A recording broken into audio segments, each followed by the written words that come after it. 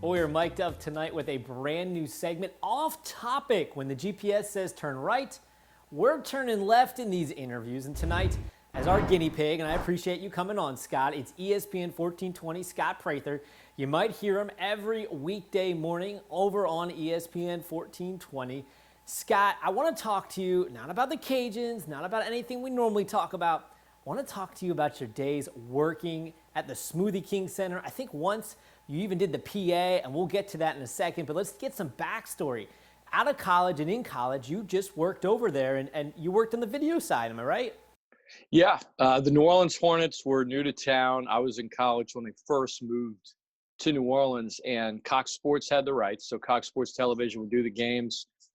They came to Loyola one day where I was a student and said, hey, we need some people. I was majoring in broadcast production, so they said, look, we need some students to basically, I don't know, I mean, you would know the proper term for it, Andrew, but run behind the cameramen with the wires, so when they got to run on the court to get a close-up or on the side. So essentially, for my first 2 years of college, or my last 2 years of college, for the first 2 years of the franchise, I was able to be courtside at these games, like literally on the court. One time, David Wesley got fouled hard after a dunk. He landed on top of me. I almost broke my collarbone. Luckily, it was just some serious bruising. But it was cool, man, to just, I mean, I was in college. It wasn't like I could afford to go be courtside at a game, and I wasn't working in the media yet. So eventually I got to that point where I was, getting a media pass for the games. But that's when the team moved to town, I was right there courtside working, but most of the time just paying attention to the game. What an incredible experience that was. And then the Hornets, I should say, not the Pelicans. The Hornets were looking for a new PA announcer, and that's where the whole story happens. Yeah, well, so yeah, I was out of college at this point. I was working for Intercom Broadcasting in New Orleans, and I would go with my friend Gus Cattengale. We go to the games with media passes a lot, and they were terrible that year. I mean, they ended up, trading away That Baron happened Davis. more often But than not, right? yeah, well, their first few years they were in the playoffs. They were still in the East, but Byron Scott's first year they were really bad. It was basically a whole rebuild. And before the season started, I think my mom emailed me or called me, and she said, Scott, they're looking for a new PA announcer for the Hornets. You should go try to be the new PA announcer. And I was like, okay. So I looked into it, and they were holding an open tryout, which was cool. So I went to, it was called the New Orleans Arena at the time, and there was probably 50 guys there. And one by one, every single person, they'd call us out of the media area. You'd go into the New Orleans Arena. They had the whole pyrotechnics and everything, but the arena was empty with the exception of George Shinn, who was the owner at the time, and his wife. And they were, I guess, playing American Idol and judging everyone's PA style. So I did my thing, and then you'd go and you'd wait a while, you'd do it, then you go back into this room. So it was a couple of hours, and then when all was said and done, someone that worked for the team came out, and they said 4 names. I was one of them. They said, these are the 4 we want to see again. The rest of you guys can leave. So I was excited. I'm like, man, this would be great. I'm 22. This, it's one thing holding, wires behind a camera. It's another thing to do the PA. So they had each of the 4 of us do one preseason game. And then apparently they were going to choose whoever they liked best to be the new PA guy. And I thought I did well. It was fun. It was a 76ers Hornets preseason game. Allen Iverson was in his prime. The Hornets still had Baron Davis. They were playing their starters. So it was a really cool experience. I had a blast with it. And when I was said and done, they ended up not hiring any of the 4 of us. They just used the same guy they had been using the previous few years. So I think it was just a publicity stunt. Shinn at that point didn't get along with Tom Benson. The Hornets were trying to find some kind of identity in the New Orleans market, and they got a lot of headlines out of this kind of American Idol-esque PA announcing deal. But when all was said and done, it turned into nothing. But it was cool to do that one game. It was a lot of fun. How amazing was it to hear your own voice in the Smoothie King Center? I mean, that had to be so surreal. I guess it was fun. I had done, a lot of PA stuff in high school and in college.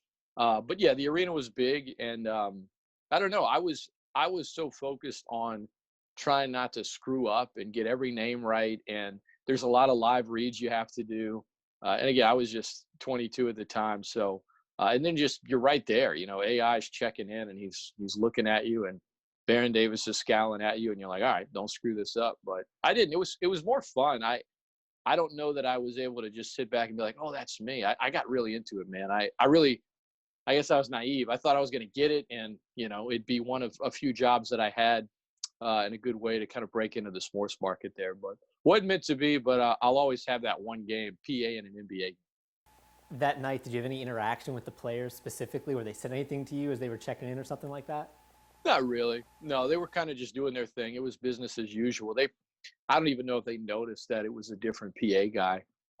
They were just doing their thing, and I sat next to a rep from the team, and we went over the script, and yeah, they were digging it, man. The pregame intros, the pyrotechnics. I mean, it was just preseason. It was New Orleans Hornets, but they went all out for it, and it was great. I mean, I hadn't thought about it in a long time, but talking about it with you now, I had a lot of fun with it. And I think my family came in from Lafayette, and my friends in New Orleans were there, so it was a lot of fun. It's certainly a unique story and a unique opportunity most people don't get. I mean, you had to feel like you made it in that moment, right? it was I guess I don't know. I didn't think so. I was waiting. I would have felt that way had I gotten a gig. And it was funny because some of my old college uh, classmates were still doing the thing with Cox Sports. So like they were there and they were like, man, you used to be sitting right here. Now you're right there. They were, you were with me. They're like, you think you're big time in this now. But in the end, I didn't get the gig, but I still went to the games that year and covered an 18-win team. So I was still dedicated to covering the team, but just in a different way. And I didn't get paid to go to those games as a media member. It would have been nice to get paid, sit courtside and do PA for whoever knows, however long they would have had me. It takes dedication to cover an 18-win team every single night. They were bad, man. They were bad. Baron Davis wanted out. He got traded. It was a total rebuild, and eventually they got Chris Paul, but then they were in Oklahoma City because of Katrina. So it took a while for them to really kind of ingratiate themselves in the market. But the Pelicans today are in a much better spot, a much different spot than they were 16 years ago. But they were, that preseason, J.R. Smith was a rookie. Jamal McGlure was coming off an all-star season, and Baron Davis was an all-NBA player. And they were coming off a playoff run where they lost, I think, to the Sixers. So, or no, I guess it was to the Heat the year before, Sixers prior to that. So, but they had been a playoff team the year before. So you're in the Eastern Conference. You're thinking, oh, you'll be right back there. But that wasn't the case. I think it was Tim Floyd's only season as head coach of the Hornets that year, prior to Byron Scott taking over, and that was the 18-win team that I got to do PA for. But Byron Scott just tore it all down. Well, not to throw you on the spot, but can you do a little pregame intro for that Pelicans team? Or maybe we just use the current Pelicans roster, since I don't know how good your memory is. So all I know is that so we were sitting in that just a media room, and you couldn't see the other 50 guys that were all auditioning for this PA role, but you could hear them. Like if you kind of sat by the door and listened, every one of them just but your standard P.J. Brown from Louisiana Tech and yada yada. Like, man, I'm gonna have to try and sound a little different. And my one of my sisters, who was a sports fan, she lived in New York City for a while and couldn't afford to go to Knicks games, but she would go to Nets games. The Nets were actually good back then, and she would tell me that the PA announcer would say like Jason Kidd's name, but it would be like Jason Kidd, like real fast and like fluid, instead of like Jason Kidd for two, just a real fast-paced thing. So I said, I'm going to mix it up. I'll say one name fast. I'll say another name just in a weird way. I'll say another name kind of loud to just make it sound really different. That was my mindset going in, was like, let me try to just sound different, because I mean, George Shinn looked like he wanted to be anywhere else. I mean, he just looked miserable. And like, I kind of would have been too, if I'm just hearing, everyone walk out and give the same shtick. So you are putting me on the spot. Let me think. So it was like, at point guard, #1 from UCLA, Baron Davis. And it was like, your New Orleans Hornets instead of your New Orleans Hornets. Everyone was saying it so long, so I'm like, man, maybe if I say it a little quicker and a little different, they won't be like, God, this kid is just, it shouldn't take 6 minutes to do PA intros. But yeah, it was like Jamal Big Cat McClure, and then I love it. used the same, during the game, if Baron Davis scored, it would be like Baron Davis, just quick, in and out. And back then the Hornets, because they had moved from Charlotte where Ric Flair was from, they would still use this woo, like anytime Baron Davis would score a bucket. And for some reason, some people in the arena thought it was me every time. I'm like, no, that is not me. That is Ric Flair. But no, it was fun, man. And then of course, when you're announcing the opponent, you don't do anything. It's just, that point guard from Georgetown, Allen Iverson, really just, even though AI is like an all-time great, you gotta go real low.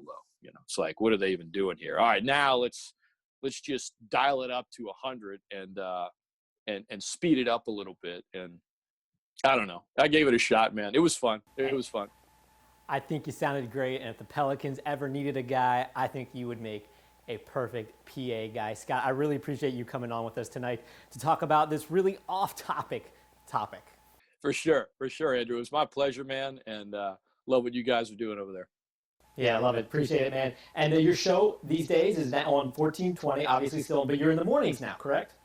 Yep, 7 a.m. bright and early, and tomorrow morning, just made an all-decades team in the NFL.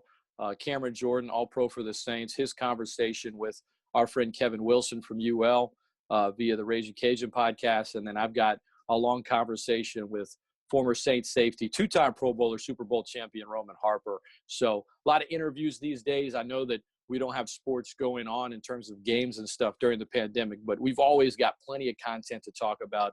A lot of interviews, a lot of current and former athletes with plenty of stories to tell, and I'm enjoying it right now. So, folks, give it a listen in the morning, and kind of, whether you want to use the word escape or just maybe you just love sports and you want to, tune in, check it out. I appreciate Scott coming on. It's Scott Prather, ESPN 1420. Catch him weekday mornings over there on ESPN 14, The Great Scott Show. Thanks again, Scott. You got it, Andrew.